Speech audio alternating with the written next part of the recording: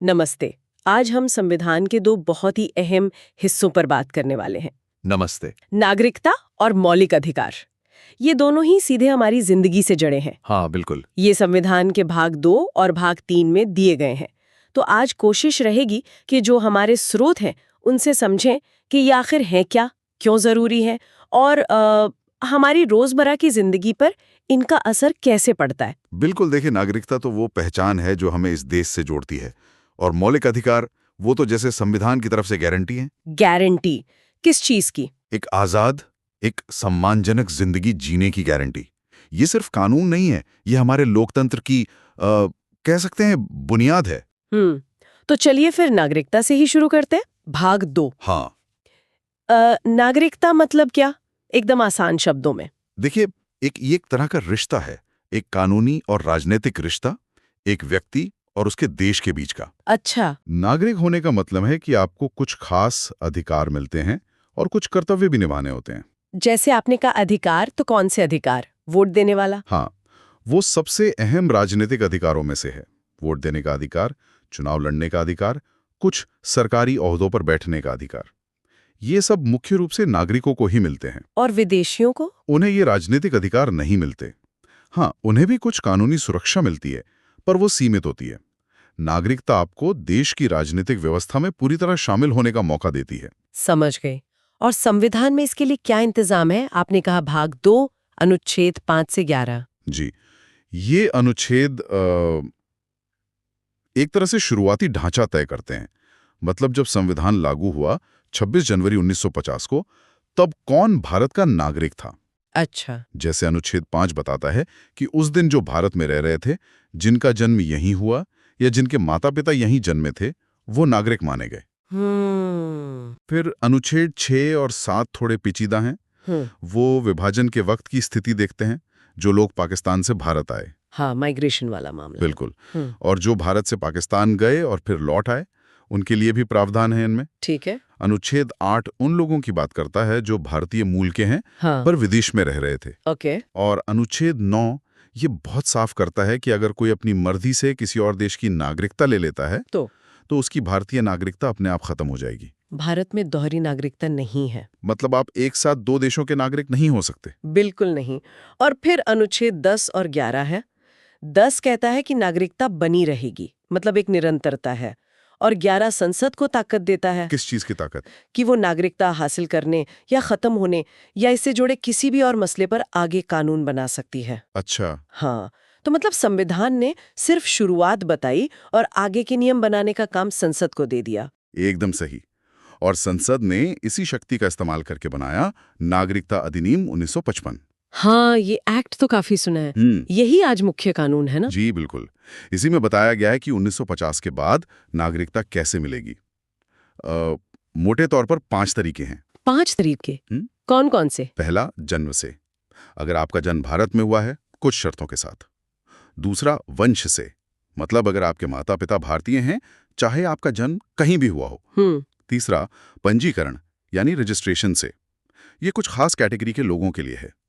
चौथा, प्राकृतिक रूप से, मतलब नेचुरलाइजेशन। नेचुरलाइजेशन वो क्या होता है? मतलब अगर कोई विदेशी नागरिक काफी समय तक भारत में रहे और कुछ शर्तें पूरी करे तो वो आवेदन दे सकता है। और पांचवा है, अगर कोई नया इलाका भारत में शामिल हो जाए तो वहां के लोग भी नागरिक बन जाते हैं। अच्छा, ये तो हुए नागरिकता पाने के तरीके। हाँ। और खत्म कैसे होती है?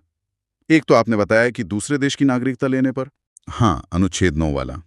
उसके अलावा 2 और मुख्य तरीके हैं। एक है स्वेच्छा से त्याग देना, मतलब कोई खुद ही कह दे कि मुझे भारतीय नागरिक नहीं रहना। ओके। दूसरा, वही किसी और देश की नागरिकता ली तो यहाँ की गई, इसे टर्मिनेशन कहते हैं। और तीसरा है सरकार द्वारा वंचित करना या डिप्राइवेशन। सरकार छीन सकती है नागरिकता? हाँ, पर सिर्फ कुछ गंभीर मामलों में, जैसे किसी ने धोखाधड़ी से नागरिकता ली हो या संविधान का अपमान किया हो या मान लीजिए युद्ध के समय दुश्मन देश की मदद की हो। पर इसकी एक पूरी कानूनी प्रक्रिया है, ऐसे ही नहीं होता। समझ गई। नागरिकता की बात करते हुए एक और शब्द आता है, एकल नागरिकता, सिंगल सिटीजनशिप। हाँ, ये भारत की एक खास बात है। इसका क्या मतलब है और ऐसा क्यों है भारत में? इसका सीधा मतलब है कि हम सब चाहे किसी भी राज्य में रहते हों, सिर्फ भारत के नागरिक हैं। ऐसा नहीं है कि आप उत्तर प्रदेश के भी नागरिक हैं और भारत के भी। अच्छा, अमेरिका वगैरह में तो शायद ऐसा नहीं है। सही कहा। अमेरिका, स्विट्जरलैंड जैसे देशों में दोहरी नागरिकता है। आप फेडरल लेवल पे भी नागरिक हैं और अपने स्टेट के भी। पर भारत में ऐसा नहीं है। और क्यों नहीं है? क्या सोचा था संविधान बनाने वालों ने? उनकी सोच थी देश को एक रखना। उन्हें लगा कि अगर राज्यों की भी अलग नागरिकता होगी तो शायद लोगों में अपने राज्य को लेकर ज्यादा लगाव हो जाए और राष्ट्रीय एकता कमजोर पड़ जाए। वो चाहते थे कि हर कोई पहले भारतीय महसूस करें। इसलिए सिर्फ एक नागरिकता, भारत की नागरिकता, ये भाईचारा और एकता बढ़ाने के लिए था। ये तो वाकई बहुत दूर की सोच थी। अच्छा, अब थोड़ा हाल के समय पर आते हैं। नागरिकता कानून में एक बड़ा संशोधन हुआ था 2019 में, CAA। हाँ, नागरिकता संशोधन अधिनियम 2019। इस पर काफी बहस भी हुई। हमारे स्रोतों के मुताबिक ये क्या था? देखिए, ये कानून 1955 वाले एक्ट में बदलाव लाता है।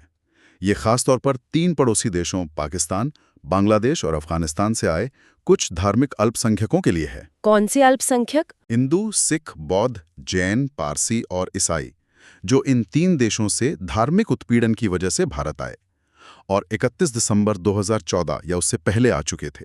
तो उनके लिए क्या करता है ये कानून? ये उनके लिए भारतीय नागरिकता पाने की प्रक्रिया को, खासकर नेचुरलाइजेशन वाली प्रक्रिया को, आसान बनाता है। जैसे भारत में रहने की जो अवधि चाहिए होती है उसे कम कर दिया गया है इनके लिए। और विवाद क्यों हुआ इस पर इतना? विवाद का एक मुख्य कारण ये था कि इसमें मुसलमानों को शामिल नहीं किया गया।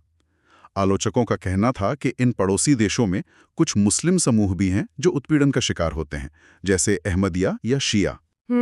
सरकार का तर्क था कि ये कानून सिर्फ उन देशों के धार्मिक अल्पसंख्यकों के लिए है जहां इस्लाम बहुसंख्यक धर्म है और मुसलमान वहां अल्पसंख्यक नहीं है। इसी वजह से ये बहस हुई कि क्या ये संविधान के अनुच्छेद 14 यानी समानता के अधिकार का उल्लंघन करता है। हम यहाँ सिर्फ वो बता रहे हैं जो स्रोतों में कहा गया है, किसी का पक्ष नहीं ले रहे। बिल्कुल, ये स्पष्ट करना जरूरी था।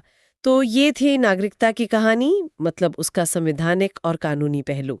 अब आते हैं संविधान के भाग 3 पर। हाँ, मौलिक अधिकार, फंडामेंटल राइट्स। इन्हें तो संविधान की आत्मा या दिल कहा जाता है ना? बिल्कुल। अनुच्छेद 12 से 35 तक ये वो अधिकार हैं जो किसी भी लोकतंत्र की जान होते हैं। ये हमें मिले हैं, हर नागरिक को, और सामान्य हालात में सरकार भी इन्हें छीन नहीं सकती। ये हमारी आज़ादी और हमारी डिग्निटी, मतलब गरिमा, को सुनिश्चित करते हैं। क्या ये हमेशा से उतने ही थे जितने आज हैं? मैंने कहीं पढ़ा था कि पहले एक ज्यादा था। हाँ, ये सही है। जब संविधान लागू हुआ था तब 7 मौलिक अधिकार थे। 7? तो अब 6 कैसे रह गए? जो 7वां था वो था संपत्ति का अधिकार, राइट टू प्रॉपर्टी। ये अनुच्छेद 31 में था, लेकिन 1978 में 44वें संशोधन से इसे मौलिक अधिकारों की लिस्ट से हटा दिया गया। अरे, हटा क्या दिया? संपत्ति का अधिकार तो जरूरी लगता है। देखिए, इसके पीछे सामाजिक आर्थिक वजहें थीं। सरकार को जमीनी सुधार लागू करने थे और भी कई ऐसे काम करने थे जिनसे समाज में बराबरी आए। संपत्ति का मौलिक अधिकार इसमें कई बार कानूनी अड़चन बन रहा था। अच्छा, तो इसे मौलिक अधिकार से हटाकर अनुच्छेद 300A में डाल दिया। अब ये एक कानूनी या संवैधानिक अधिकार है, पर मौलिक अधिकार नहीं।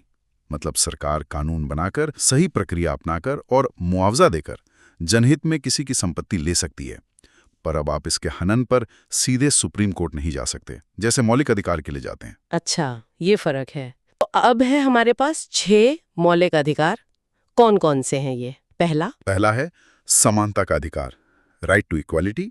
ये अनुच्छेद 14 से 18 तक है। इसमें क्या क्या आता है? बहुत कुछ। अनुच्छेद 14 कहता है कि कानून के सामने सब बराबर हैं और सबको कानून का बराबर संरक्षण मिलेगा। अनुच्छेद 15 कहता है कि धर्म, जाति, लिंग, जन्मस्थान वगैरह के आधार पर कोई भेदभाव नहीं होगा। मतलब दुकानें, होटल, कुएं, तालाब, सड़कें सबके लिए खुली हैं। हाँ। अनुच्छेद 16 सरकारी नौकरियों में बराबरी की बात करता है, हालांकि इसमें पिछड़े वर्गों के लिए आरक्षण का प्रावधान भी है।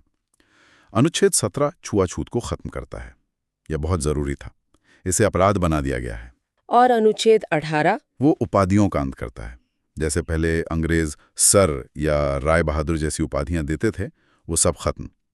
केवल सेना या पढ़ाई लिखाई से जुड़ी उपाधियां दी जा सकती हैं। मकसद था कि समाज में कोई खास ओहदे वाला महसूस ना करे। ये तो वाकई बराबरी लाने वाले अधिकार हैं। दूसरा कौन सा है? दूसरा है स्वतंत्रता का अधिकार, राइट टू फ्रीडम। अनुच्छेद 19 से 22। ये शायद सबसे ज्यादा इस्तेमाल होने वाला अधिकार है। इसमें क्या क्या है? अनुच्छेद 19 में तो कई सारी स्वतंत्रताएं हैं शायद। हाँ, अनुच्छेद 19 में ही 6 तरह की आज़ादियां हैं। बोलने की आज़ादी, अपनी बात रखने की आज़ादी, शांति से इकट्ठा होने की आज़ादी, संघ या समूह बनाने की आज़ादी, देश में कहीं भी आने जाने की आज़ादी, कहीं भी रहने बसने की आज़ादी और कोई भी काम धंधा करने की आज़ादी। ये तो बहुत सारी है। हैं, लेकिन ये अनलिमिटेड नहीं है। इन पर देश की सुरक्षा, पब्लिक ऑर्डर, नैतिकता वगैरह के आधार पर सरकार उचित रोक लगा सकती है। ठीक है। और 20, 21, 22? अनुच्छेद 20 आपको तब बचाता है जब आप पर कोई अपराध का आरोप लगे, जैसे एक ही जुर्म के लिए 2 बार सजा नहीं मिल सकती, या जिस वक्त जुर्म किया उस वक्त जो कानून था उसी के हिसाब से सजा मिलेगी। अनुच्छेद 21 ये तो जान है, जीवन और व्यक्तिगत स्वतंत्रता का अधिकार, right to life and personal liberty. Supreme court ने इसकी व्याख्या बहुत ज्यादा की है। मतलब सिर्फ जिंदा रहना ही जीवन नहीं है, इज्जत से जीना, मानवीय गरिमा के साथ जीना जीवन है। इसी में से निकले हैं साफ हवा पानी का अधिकार, निजता का अधिकार, स्वास्थ्य का अधिकार, जल्दी सुनवाई का अधिकार और भी बहुत सारे। अरे वाह! और अनुच्छेद 21A भी है शायद? हाँ, वो बाद में जोड़ा गया। 6 से 14 साल के बच्चों के लिए मुफ्त और अनिवार्य शिक्षा का अधिकार। और 22? अनुच्छेद 22 गिरफ्तारी और हिरासत के खिलाफ कुछ सुरक्षा देता है, जैसे गिरफ्तार करने की वजह बतानी होगी, 24 घंटे के अंदर मजिस्ट्रेट के सामने पेश करना होगा, अपनी पसंद का वकील करने का अधिकार होगा। ये स्वतंत्रता का अधिकार तो बहुत व्यापक है। तीसरा अधिकार कौन सा है? तीसरा है शोषण के विरुद्ध अधिकार, राइट अगेंस्ट एक्सप्लॉयटेशन, अनुच्छेद 23 और 24। इसने क्या है? अनुच्छेद 23 इंसानों की खरीद फरोख्त मतलब ह्यूमन ट्रैफिकिंग और बेगार यानी जबरदस्ती बिना पैसे काम करवाने और बंधुआ मजदूरी पर रोक लगाता है। अनुच्छेद 24 14 साल से कम उम्र के बच्चों को खतरनाक कामों जैसे फैक्ट्री या खान में लगाने से रोकता है। ये तो बहुत जरूरी है, खासकर बच्चों और कमजोर लोगों के लिए। चौथा है धर्म की स्वतंत्रता का अधिकार, right to freedom of religion, अनुच्छेद 25 से 28। ये भारत के सेक्युलर यानी धर्मनिरपेक्ष चरित्र को दिखाता है। कैसे? अनुच्छेद 25 हर किसी को अपना धर्म मानने, उस पर चलने और उसका प्रचार करने की आज़ादी देता है, लेकिन जबरदस्ती धर्म बदलावाना अलाउड नहीं है। अनुच्छेद 26 धार्मिक समूहों को अपने धार्मिक मामलों को मैनेज करने, संस्थाएं चलाने का अधिकार देता है। अनुच्छेद 27 कहता है कि सरकार किसी खास धर्म को बढ़ावा देने के लिए टैक्स नहीं लगा सकती। और अनुच्छेद 28 कहता है कि सरकारी पैसों से चलने वाले शिक्षण संस्थानों में कोई धार्मिक शिक्षा नहीं दी जाएगी। अच्छा, तो ये धर्म की स्वतंत्रता हुई। पांचवा है सांस्कृतिक और शैक्षिक अधिकार, कल्चरल एंड एजुकेशनल राइट्स, अनुच्छेद 29 और 30। ये मुख्य रूप से अल्पसंख्यकों मतलब माइनॉरिटीज के लिए हैं। उनके लिए क्या खास है इसमें? अनुच्छेद 29 कहता है कि भारत के नागरिकों के किसी भी समूह को जिनकी अपनी अलग भाषा, लिपि या संस्कृति है, उसे बनाए रखने का अधिकार होगा। अनुच्छेद 30 अल्पसंख्यकों को चाहे वो भाषा के आधार पर हो या धर्म के, अपनी पसंद के शिक्षण संस्थान खोलने और चलाने का अधिकार देता है। ये अल्पसंख्यकों के हितों की रक्षा करता है। और अब आते हैं आखिरी छठे अधिकार पर, जिसे डॉक्टर अंबेडकर ने संविधान का दिल और आत्मा कहा था। हाँ, अनुच्छेद 32 संवैधानिक उपचारों का अधिकार, राइट टू कॉन्स्टिट्यूशनल रेमेडीज। इसे इतना महत्वपूर्ण क्यों माना गया? क्योंकि ये वो चाबी है जो बाकी सारे मौलिक अधिकारों के ताले खोलती है। मतलब अगर आपके किसी भी मौलिक अधिकार का हनन होता है, वायलेशन होता है, तो आप अनुच्छेद 32 के तहत सीधे सुप्रीम कोर्ट जा सकते हैं। सीधे सुप्रीम कोर्ट? हाँ, और अनुच्छेद 226 के तहत हाई कोर्ट भी जा सकते हैं। यह अधिकार ही बाकी अधिकारों को असली बनाता है। अगर ये न हो तो बाकी अधिकार सिर्फ कागज पर रह जाएंगे। ये उन्हें लागू करवाने का तरीका है। और कोर्ट कैसे लागू करवाता है? कोर्ट खास तरह के आदेश जारी करता है जिन्हें रिट, WRIT कहते हैं। 5 मुख्य रिट हैं। कौन कौन सी? पहली है बंदी प्रत्यक्षीकरण, हेबियस कॉर्पस, मतलब शरीर को पेश करो। अगर किसी को गैर कानूनी ढंग से बंदी बनाया गया है तो कोर्ट ये जारी करके उसे अपने सामने पेश करने को कह सकता है। अच्छा। दूसरी है परमादेश, मैंडेमस, हम आदेश देते हैं। कोर्ट किसी सरकारी अधिकारी या संस्था को उसका वो काम करने का आदेश दे सकता है जो उसे कानूनन करना चाहिए पर वो कर नहीं रहा। तीसरी है प्रतिषेध, प्रोहिबिशन। ये ऊपरी अदालत निचली अदालत को कोई ऐसा केस सुनने से रोकती है जो उसके अधिकार क्षेत्र से बाहर है। ओके। चौथी है उत्प्रेषण, सर्टियोररी, इसमें ऊपरी अदालत निचली अदालत से केस अपने पास मंगा सकती है या उसके फैसले को रद्द कर सकती है अगर उसमें कोई कानूनी गलती हो। और पांचवी, अधिकार पृच्छा, क्वो वारंटो, मतलब किस अधिकार से। अगर कोई व्यक्ति गलत तरीके से कोई सरकारी पद पर बैठ गया है तो कोर्ट उससे पूछ सकता है कि वो किस हक से उस पद पर है। ये रिट्स तो सच में बहुत पावरफुल लगती है नागरिकों के लिए। हैं, ये मौलिक अधिकारों की रक्षा का सबसे कारगर जरिया है। आपने ये भी बताया कि अदालतों ने इन अधिकारों की व्याख्या को समय के साथ बदला है, विकसित किया है। कुछ खास केस याद आते हैं? हाँ, कई केस हैं लेकिन 3 बहुत अहम हैं। पहला गोलकनाथ केस 1967। उसमें सुप्रीम कोर्ट ने कहा था कि संसद मौलिक अधिकारों में कटौती नहीं कर सकती। हालांकि बाद में ये फैसला पलट गया। अच्छा, फिर आया सबसे ऐतिहासिक केस केशवानंद भारती केस 1973। इसी केस में सुप्रीम कोर्ट ने संविधान के मूल ढांचा या बेसिक स्ट्रक्चर का सिद्धांत दिया। बेसिक स्ट्रक्चर वो क्या है? कोर्ट ने कहा कि संसद संविधान में संशोधन तो कर सकती है अनुच्छेद 368 के तहत, लेकिन वो संविधान की उन बुनियादी बातों को नहीं बदल सकती जो उसका मूल ढांचा है, जैसे लोकतंत्र, धर्मनिरपेक्षता, कानून का राज, शक्तियों का बंटवारा और मौलिक अधिकारों का सार। वाह, मतलब संविधान की आत्मा को नहीं बदला जा सकता। बिल्कुल, ये सिद्धांत बहुत महत्वपूर्ण साबित हुआ है। और तीसरा केस है मेनका गांधी केस 1978। इसमें क्या हुआ? इस केस में अनुच्छेद 21 यानी जीवन और व्यक्तिगत स्वतंत्रता के अधिकार का दायरा बहुत ज्यादा बढ़ा दिया। कोर्ट ने कहा कि जीवन का मतलब सिर्फ जानवर की तरह जीना नहीं, बल्कि इंसान की तरह गरिमा के साथ जीना है। और कानून द्वारा स्थापित प्रक्रिया भी मनमानी नहीं, बल्कि उचित, निष्पक्ष और तर्कसंगत होनी चाहिए। इसी के बाद शायद अनुच्छेद 21 में इतने सारे अधिकार शामिल माने जाने लगे। हाँ, बिल्कुल। निजता का अधिकार भी इसी की व्यापक व्याख्या से निकला है। तो इन केसों ने मौलिक अधिकारों को और मजबूत और ज्यादा मायने वाला बनाया है। तो अदालतों का रोल बहुत अहम रहा है इन अधिकारों को जीवंत रखने में। निश्चित रूप से जुडिशियल रिव्यू और व्याख्या ने इन्हें समय के साथ प्रासंगिक बनाए रखा है। तो आज हमने काफी गहराई से नागरिकता और मौलिक अधिकारों को समझा।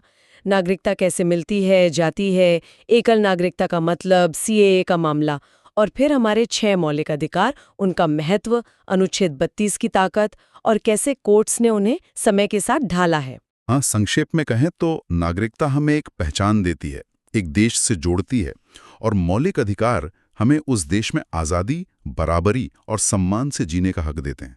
ये सिर्फ हमारे अधिकार नहीं है, ये राज्य पर, सरकार पर सीमाएं भी लगाते हैं। इन्हें जानना और समझना मेरे ख्याल से हर जागरूक नागरिक के लिए बेहद जरूरी है। ये हमारे लोकतंत्र की नींव है और ये स्थिर नहीं है। समाज और कानून के साथ ये भी बदलते रहते हैं, विकसित होते रहते हैं। वाकई, और ये सब जानने के बाद एक बात सोचने पर मजबूर करती है। आज का जो समय है, इतनी तेजी से बदलता हुआ समाज, नई तरह की चुनौतियां, ऐसे में इन नागरिक और मौलिक अधिकारों की जो जगह है, जो प्रासंगिकता है, उसे बनाए रखने के लिए हमें और क्या सोचने की जरूरत है? क्या कोई ऐसा पहलू है जिस पर हमें आज ज्यादा ध्यान देना चाहिए, या कोई ऐसा अधिकार है जिसे हम शायद उतना महत्व नहीं दे रहे जितना देना चाहिए? इस पर सोचिएगा जरूर।